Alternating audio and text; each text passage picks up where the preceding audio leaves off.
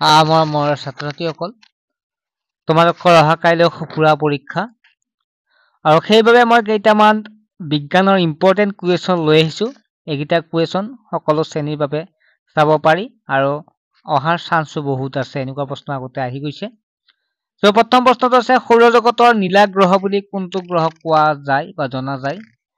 এইটো হৈছে পৃথিৱীক কোৱা যায় নীলা গ্ৰহ বুলি। কোনটো গ্ৰহক ৰেড প্লেনেট বুলি জনা যায়? এইটো হৈছে মংগল গ্ৰহক অৰ্থাৎ ৰঙা গ্ৰহ বুলি জনা যায়। মহাকাশলৈ যোৱা ভাৰতৰ প্ৰথম মহিলাগৰাকীৰ নাম কি? কল্পনা চাওলা। সৌৰজগতৰ আটাইতকৈ ডাঙৰ গ্ৰহটোৰ নাম কি? বৃহস্পতি। সৌৰজগতৰ আটাইতকৈ সৰু গ্ৰহটোৰ নাম কি? বুধ। ৰিক্টাৰ স্কেলৰ সহায়ত নিম্নলিখিত কি প্ৰাবল্য জোখা হয়? ভূমিকম্প।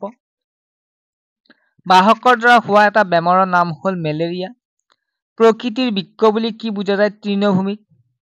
পৃথিৱীখন সূৰ্যৰ চাৰিওফালে পৰিভ্ৰমণ কৰা কথাটো পোনপ্ৰথমে আৱিষ্কাৰ কৰা বৈজ্ঞানিকজনৰ নাম কি? কপাৰ্নিকাছ।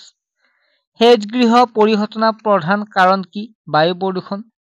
অণুজীৱবোৰ ডেছৰ সহায়ত দেখা যায় অৰ্থাৎ অণুবীক্ষণ যন্ত্ৰৰ সহায়ত দেখা যায়। নীল সেউজ খেলাই বায়ুৰ পৰা পোনপটীয়াকৈ ডেছ গ্ৰহণ কৰি মাটিৰ উৰ্বৰতা শক্তি বৃদ্ধি কৰে। নাইট্ৰজেন গ্ৰহণ কৰি মাটিৰ উৰ্বৰতা শক্তি বৃদ্ধি কৰে। ডেছৰ সহায়ত সুৰা প্ৰস্তুত কৰা হয়। ইষ্টৰ সহায়ত সুৰা প্ৰস্তুত কৰা হয়। ডেছৰ দ্বাৰা কলেৰা হয় অৰ্থাৎ বেক্টেৰিয়াৰ দ্বাৰা কলেৰা হয়। চেনি, সুৰা, হাইড্ৰক্লোৰিক এচিড, অক্সিজেন প্ৰস্তুত কৰিবলৈ ইষ্ট ব্যৱহাৰ কৰা হয়। সুৰা প্ৰস্তুত কৰিবলৈ ইষ্ট ব্যৱহাৰ কৰা হয়। ছডিয়াম বাইকাৰ্বনেট, ষ্ট্ৰেপমাইচিন, সুৰা, ইষ্ট এবিধ এণ্টিবায়টিক অৰ্থাৎ ষ্ট্ৰেপমাইচিন এবিধ এণ্টিবায়টিক। মাইকী এনফিলিছ মহ, পইতাচোৰা, মাখি, পখিলা, মেলেৰিয়া ৰোগ সৃষ্টি কৰাৰ প্ৰটোজোৱাৰ বাহক। ইয়াৰ যে আমি এন্সাৰটো চাওঁতে মাইকী এনফিলিছ মহ, এইবিলাক পৰীক্ষাত বহুতেই ইম্পৰ্টেণ্ট। পৰুৱা, মাখি, মকৰা সংক্ৰামকৰ বাহক। এতিয়া যে চাওঁ তাত মাখি হৈছে সংক্ৰামক ৰোগৰ বাহক।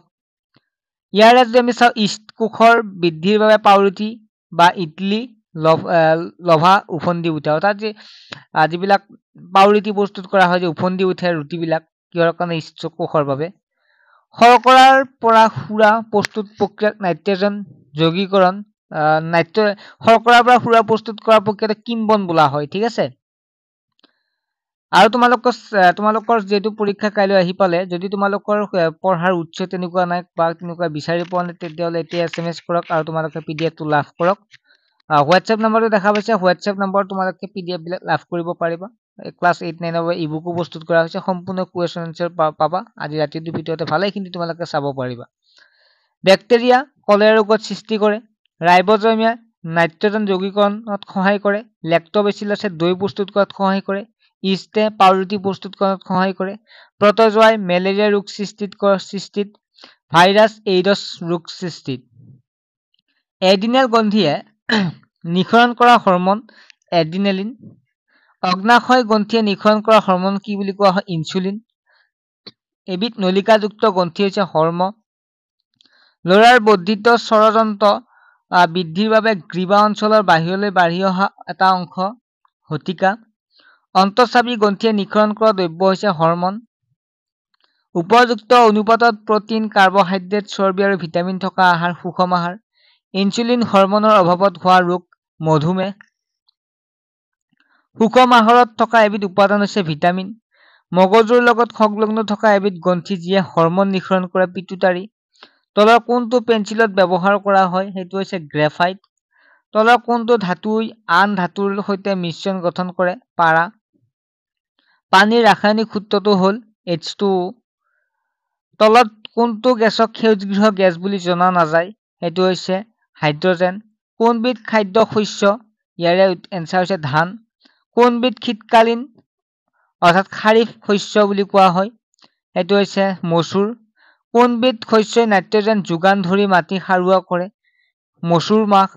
কোনবিধ ৰাসায়নিক সাৰৰ জৰিয়তে মাটিত দিয়া নহয়? হিউমাছ। তলৰ কোনবিধ পিটি পাতল আকাৰলৈ নিব পাৰি? জিংক। তলৰ দিয়া কোনটো উক্তি শুদ্ধ? আমি যদি চাওঁ তেতিয়াহ'লে গটো যিটো আছে সাধাৰণ ধাতুসমূহ নমনীয়। ছাত্ৰ-ছাত্ৰীসকল আশা কৰোঁ তোমালোকে বুজি পালা। আমি 40টা কুৱেশ্যন তোমালোকৰ লগত আলোচনা কৰিলো। এইকেইটা কুৱেশ্যন আগে পিছে পৰীক্ষাটো অহা দেখা যায়। সো এনেকুৱা প্ৰশ্ন আহে সো তোমালোকে চাবা আৰু চেনেলটো সাবস্ক্ৰাইব কৰি ৰাখিবা আৰু তোমালোকৰ অহাকালি যিখিনি প্ৰশ্ন হ'ব এই প্ৰশ্নৰ উত্তৰখিনি দি দিম যিটো হোৱাটছএপ নম্বৰ আছে হোৱাটছএপ নম্বৰটো পঠাই দিবা ঠিক আছে বাই